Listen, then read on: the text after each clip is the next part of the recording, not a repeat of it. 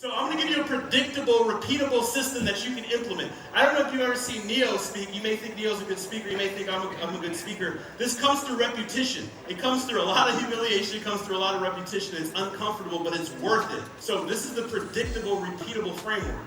Hook, story, offer. What is a hook? Something that I can say quickly. A jab, something that I can do or say quickly to grasp their attention. Usually this is the desirable outcome, the benefit, the pain that's being eliminated, the solution to their problem. For instance, would you like to learn how to make $1 million in 1 month? Immediately, how many of you guys are like, okay, can you tell me more? That's a hook. What is the story? How you can do the thing. How can you provide the hook? So hook, how would you like to learn how to make $1 million in a month? Story. Well, through running webinars, challenges, and speaking live for many years, I've found a 5-step framework that I've developed that I've proven that you can implement in 7 days. That's the story. What did I do? How did I do it? How can I help you? And then offer, which is a CTA, call to action. This is huge. What is your call to action? Is it a webinar? Is it a lead? Is it a lead magnet? Is it a challenge? Is it a live event? Is it cross-promotion and pollination to different pages?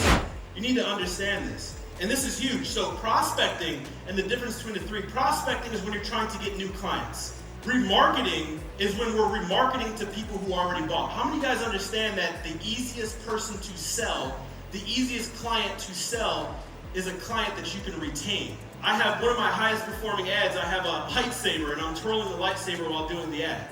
So people are scrolling and they have short attention spans and they see something that grasps them off. It catches them off guard.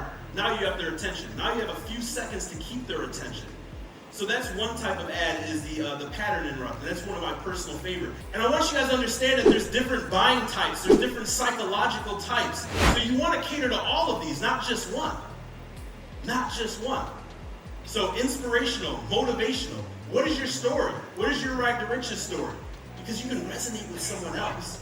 And the different messaging that you have, and the more messaging that you have, the broader reach you can get. And the broader reach you can get, the more clients you can attract, the more money you can make. Does that make sense? I'm going to show you how with my proven 5-step system.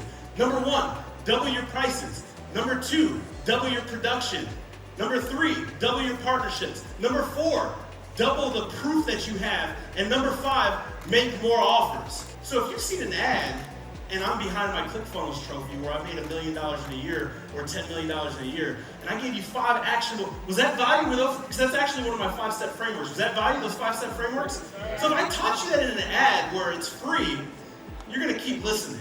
And if you're a sophisticated buyer and you're already getting results and you don't want fluff and you hear that, now you're grasping on to every word that I'm saying. So again, different strokes for different folks. And last but far from least is urgency and scarcity. Now I know we had a debate about this, so I'll give you a few examples on what I like to do. Urgency can be a timeline, ending in blank days, ending at blank time, or X amount of units left. And then you have scarcity, right? So you have urgency and you have scarcity. Scarcity is going to be the amount of units that are left, and these are 2 driving factors that increase conversions. But you can actually lose conversions if done improperly, because people are sophisticated, right? Like B said, if there's 5,000 people on a webinar and I say 15 people only, and then I got a chat pop up of Provely and that thing's binging 40 different names, I'm losing trust. I really only recommend doing that when it can be legitimate, and a few ways that you can do it and make it legitimate without losing your bottom line. One of my personal favorites that we do is through different bonuses and different products. So we do a first mover's advantage. So whenever we're offering something or we're making a sale, we'll say the first 10 people get X. The next 10 people get B, right? The next 10 people get C. And once those 30 are gone, then you just get this. However, this is still better here today because it's half the price as it is anywhere else. Now, when it comes to the urgency, because urgency is a factor that pushes indecisive people over. Now, one of the characteristics of successful people is they're decisive. That's one of the biggest characteristics of successful people. They can decide quickly. Success loves what?